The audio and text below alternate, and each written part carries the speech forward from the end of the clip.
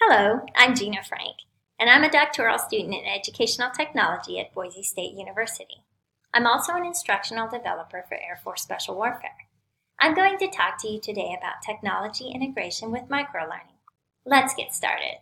In 2015, Kevin McSpadden made waves with this acclamation in Time magazine that you now have a shorter attention span than a goldfish.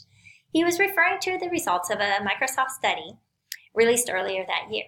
According to the study, the average attention span of a goldfish is 9 seconds, while the attention span of humans had decreased from 12 to 8 seconds since the year 2000.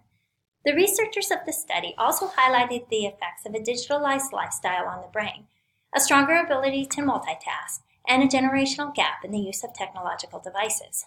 While other researchers have offered proof that the results may not be accurate, or even from Microsoft, the discussion that the drop in attention span sparked was worth the release of the study.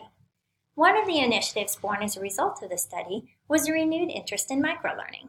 Microlearning has been a popular buzzword in education for years. It offers a way to acquire specific skills in a concise, targeted way. The focus of microlearning is on small learning goals, but brevity is key. Besides brevity and conciseness, several other differences exist between macro-learning or traditional learning and microlearning. Where the learning content in macrolearning is usually presented in a formal classroom environment, microlearning is much more informal and usually concentrates on a single objective. And where the instructor retains the dominant role in macrolearning, the learner takes a proactive role in microlearning. Time is another big difference between traditional macrolearning and microlearning. Time spent on a particular concept in the classroom or training environment may be several hours, whereas microlearning lessons generally take 15 minutes or less. This is why microlearning is often referred to as bite-sized learning. Researchers have discovered many ways in which to make microlearning work. Suggestions usually entail lists of ideas, ranging from 5 to about 20. From the research into microlearning since 2015, 3 common themes consistently emerge: compatibility, less is more, and interaction. To make microlearning effective, educators and trainers first need to make the learning modules compatible. Compatibility must equal ease of use in the same way that microlearning equals flexibility. Secondly, they must remember that less is more. Researchers consistently assert that less information at a time is the key to successfully utilizing microlearning.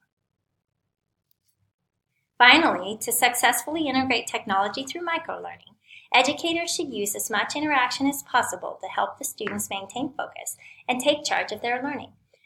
There are many more tips and advice for the successful integration of technology through microlearning, but these 3 are the most widely cited by researchers. Now that we have a list of tips for microlearning, what are the tools used for microlearning? Microlearning does not necessarily require new technology toys. Most educators and trainers already have access to the most common tools used to develop microlearning. These tools include video, screen capture, YouTube, social media tools, and lecture recording, to name a few. If educators and trainers wish to maintain significant control over their microlearning initiatives, they may utilize a learning management system to do so. A large number of educators are already familiar with Google Classroom. Other LMS options include Blackboard, Moodle, Canvas, Desire2Learn, Sakai, Edmodo, and SkyPrep. Grovo, Coursmos, and Panopto are the most widely recognized microlearning tools and may be integrated with many current LMSs.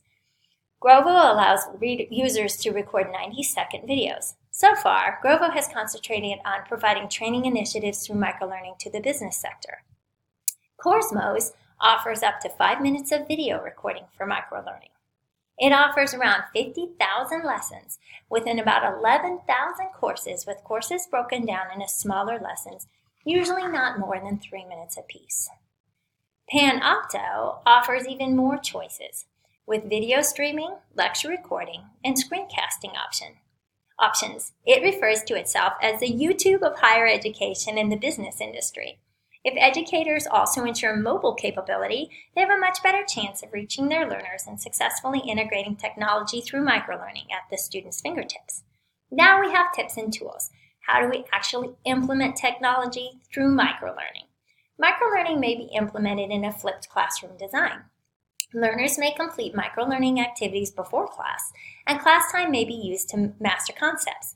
In this way, instructors may ensure mastery of all concepts. More often, microlearning is used as a supplement to classroom instruction. Many instructors already incorporate microlearning lessons as supplements. Microlearning may take the form of games or short quizzes to reinforce concepts learned in the classroom. They may also be short videos interspersed with questions. There is a plethora of options for what technology to use for microlearning supplements. Quizlet is a rather popular way to integrate technology and reinforce concepts through microlearning. Not only are educators and trainers already using it for microlearning, the students and trainees are developing Quizlets themselves as study aids. Powtoons is yet another option that includes animation and clickable links for increased interaction. Pachacacha is another way in which to incorporate microlearning in a concise, interactive manner. To create a Pachacacha, instructional developers and educators need not only the knowledge to create a Google Slides or PowerPoint presentation. There are many tools available for successful technology integration through microlearning. Educators and trainers may use what they have to create effective learning opportunities without having to invest in the latest technology toy. So remember, to successfully integrate technology through microlearning, use what you have to make it compatible. Keep it concise and make it interactive. Whether or not the attention span of humans, particularly millennials, has decreased, microlearning is still a very useful tool by which to integrate technology into education and training. And that's my 8 seconds. Thank you for yours.